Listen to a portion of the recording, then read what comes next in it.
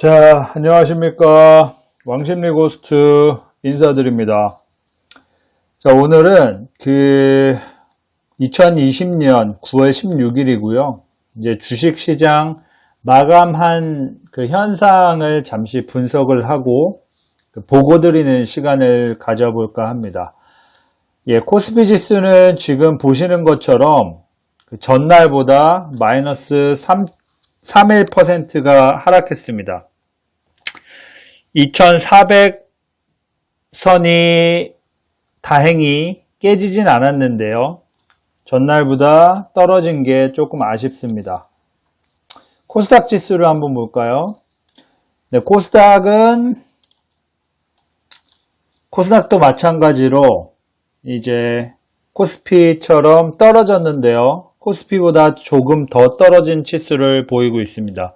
마이너스 0.35% 떨어졌네요. 자, 코스피 지수가 사실 전날 굉장히 높았죠. 대형주들, 한국 탑 시가총액에 있는 주들이 대부분 다 올랐는데 오늘은 대부분 많이 떨어진 모습을 보입니다. 자, 시가총액 순위 그리고 정보를 보는 거는 네이버에서 가능한데 여기 보시면 삼성전자부터 삼성 SDI, 그러니까 한국에 있는 코스피 시가총액 탑 10의 등락률을 이렇게 볼 수가 있습니다.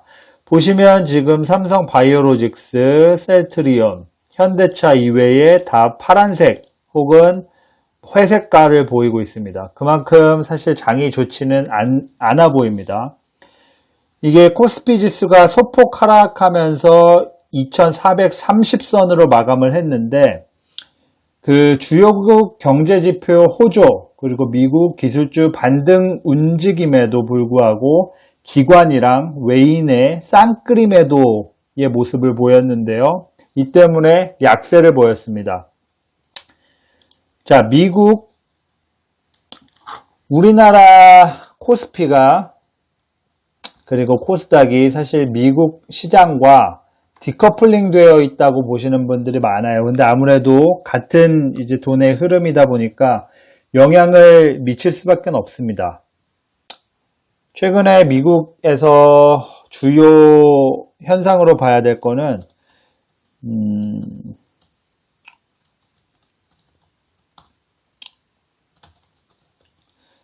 자, 9월 달에 미국 연방공개시장위원회에서 금리 결정을 합니다. 오늘은 아마 금리 결정을 하루 앞둔 상태이기 때문에 이를 경계하는 모습들이 보였고 제한적인 움직임이 포착되는 것 같았습니다. 이번 회의로 인해서 9월 이후에 개선된 경제지표가 반영이 됐고 올해 GDP 성장률도 조금 상향으로 조정되는 것을 아마 투자자분들은 기대를 하고 있을 겁니다. 특히나 이번 미국 연방공개시장위원회는 평균 인플레이션 목표제 도입 후에 진행되는 첫 결과이기 때문에 그 어느 때보다 더 중요합니다. 오늘 증시가 이렇게 이제 심심했던 이유는 사실 그동안 정책이랑 개인의 수급으로 올라온 부분이 좀 있었어요. 코스피도 사실은 그래프를 보시면 아시겠지만 결코 이제 떨어진 게 아닙니다. 3개월 기준으로 7월 달부터 이제 9월 중순까지 보면 계속 오르고 있죠. 그래서 이제 이렇게 올라온 게 이제 막연한 기대감으로 올랐다는 불안함도 있을 겁니다. 그리고 FOMC 결과를 일단 확인하고 움직이자라는 기조도 반영됐을 거예요. 그러니 아무래도 차익 실현 매물들이 꽤 나왔을 거라고 보입니다. 미국의 대선 그리고 대형 IoT 기업들이 청문회 보고서 등에 확인해야 할 변수들도 남아있어요. 미국 대선도 남아있고 대형 IT 기업의 청문회 보고서 확인해야 할 부분 이거는 뭐를 의미하냐? 확실치 않음, 불안함 이런 변수들이 있기 때문에 차익 실현 매물들이 나오는 것이라고 볼 수가 있습니다. 이제 이 채널을 보시는 분들도 좀 조심하셔야 되는 게, 이제 단순히 보이는 이 수치만 확인하는 것이 아니라 이제 보이지 않는 숲을 바라봐야 된다라는 게 있습니다. 주요 종목으로 설명을 드릴게요. 이제 영화테크, 미국 제네럴 모터스가 공급 계약을 맺으면서 상한가를 맞았고요. KPM테크,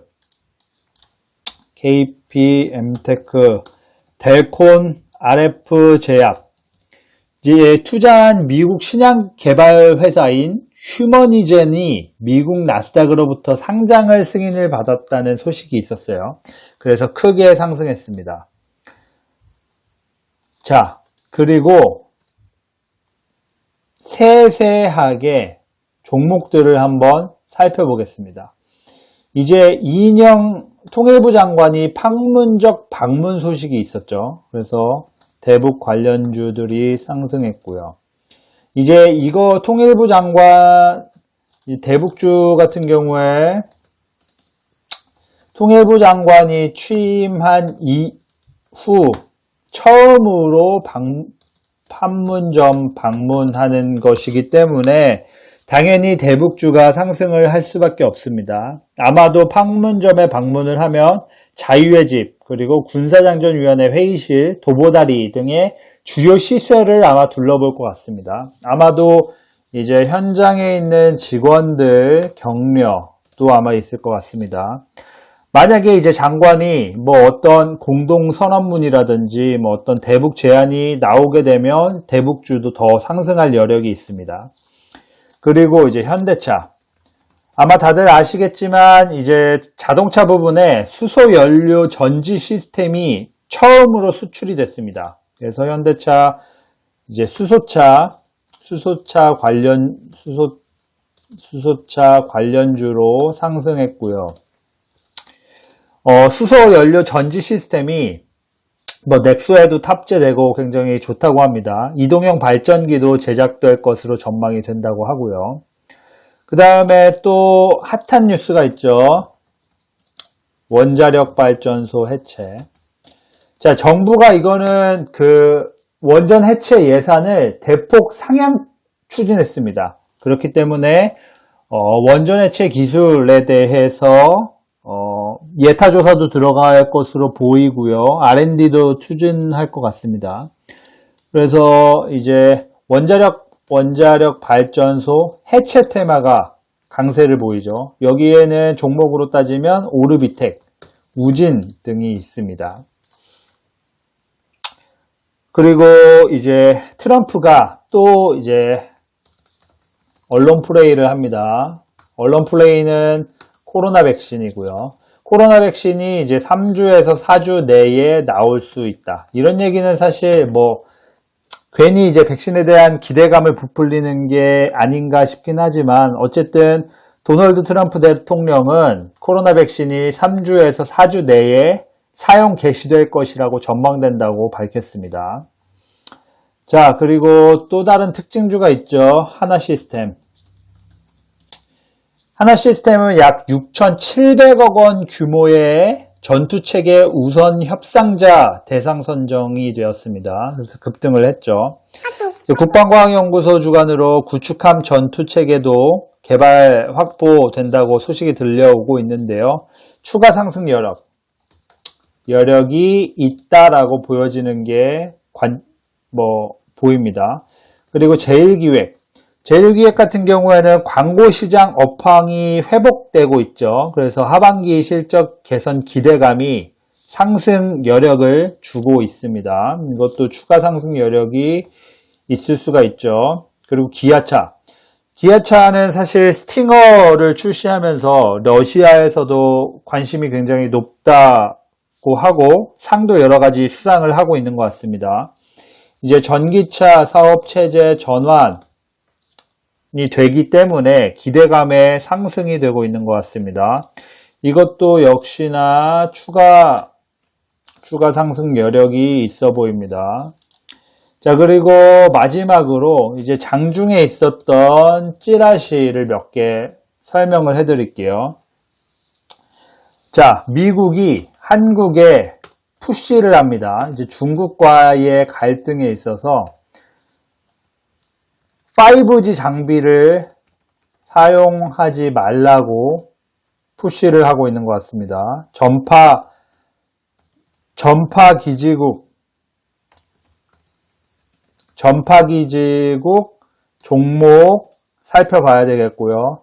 그 다음에 동국제약 같은 경우에는 세계 최초 항산화 DNA로 미국 FDA 인정 획득에 성공을 했다고 합니다. 자, 얼라인드. 이제 줄기세포로 유명하죠. 얼라인드는 이제 그 줄기세포 만든 장기인 오가노이드가 코로나 비밀을 풀어줄 열쇠라고 해서 코로나 관련 상승감이 기대됩니다. 네, 이렇게 이제 장중찌라시 관련된 종목은 전파기지국, 동국제약, 얼라인드 이렇게 세 가지로 요약을 할 수가 있고요. 그 다음에 그 장중 오늘 있었던 특징주는 한화시스템, 제일기획, 그리고 기아차가 있습니다. 이 세 가지 모두 추가 상승 여력이 있어 보입니다. 자, 어쨌든 이거는 제 개인적인 의견이고 뭐 절대적으로 그러란 법은 없기 때문에 여러분들도 그냥 참고로만 알아주시면 될 것 같습니다. 자, 오늘은 여기까지 할 거고요. 궁금하신 부분 있으신 분들은 이제 댓글로 남겨주시고 구독과 좋아요가 저에게 아주 큰 힘이 됩니다. 그렇기 때문에 구독과 좋아요를 눌러주시면 제가 힘있게 계속해서 장중 시황, 장 마감 시황 계속 이어나가도록 하겠습니다.